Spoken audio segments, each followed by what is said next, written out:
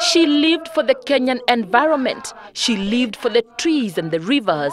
Nobel Peace Laureate Wangari Maathai fought hard and often was humiliated, trying to save Kenya's parks and forests from the jaws of land grabbers, keen to put up prime real estate, including skyscrapers.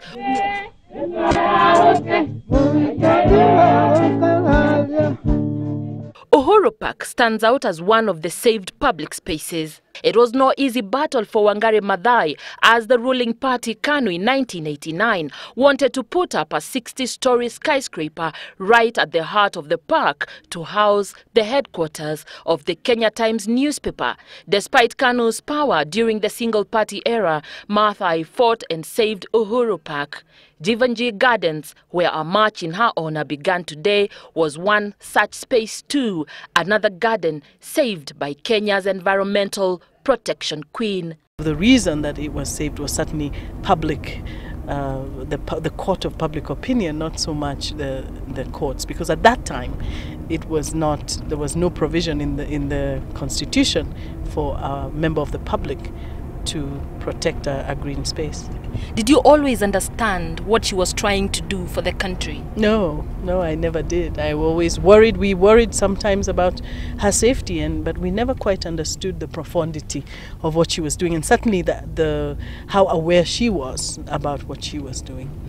Tell me one incident that you felt, no, Mama has got to stop doing this. Karura Forest. Karura Forest was one of the most difficult times for us. We were away from the country, but we would see images, and especially that very famous confrontation with armed thugs, as I call them, who were stopping them from entering the forest. And I remember my mother trying so hard to explain that, forests are important for our lives, and they couldn't have cared less about what she was saying. But you could see in their faces, and I think every time I watched that footage, you could see in the bitterness in the eyes of these young people. They were ready to shoot some arrows, and we all just hoped that, good Lord, that if we ever were to lose Mommy, it would have been in a place like that.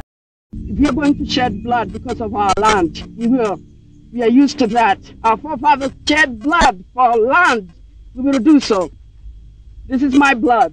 It took time for them to understand the sacrifice their mother was making, a difference in her own way. Perhaps she should have told them the story of the hummingbird and the huge forest fire.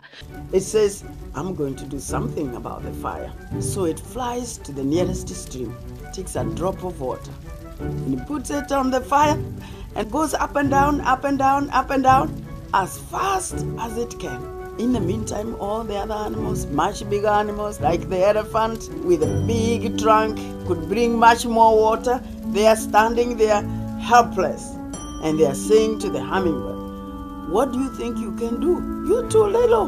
This fire is too big. Your wings are too little.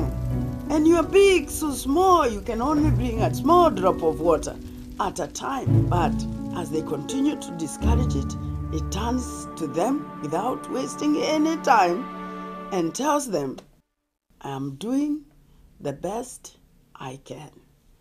And that, to me, is what all of us should do. To celebrate this legacy, My Little Thing is a campaign geared towards provoking Kenyans to do their part, no matter how little. One of my little things is making sure that we reduce the amount of kitchen waste that we produce, and we compost what we can, we recycle what we can, and then what goes to the trash is minimal. Because even though our trash leaves our kitchens and our trash bins, it goes somewhere. And most of us think it goes away. But where is away?